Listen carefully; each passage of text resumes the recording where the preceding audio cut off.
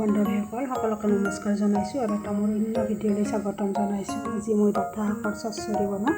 ভিডিঅ'টো শেষলৈকে চাই থাকিব বুলি মই আশা কৰিলোঁ। এতিয়া মই গৰম তেলত পাঁচফোৰণ দিলোঁ,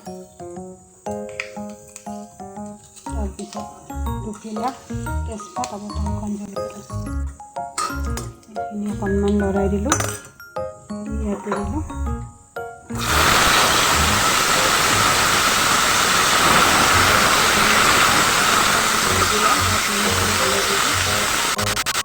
আৰু হালধি দি এইখিনি মই ভাজি ল'ম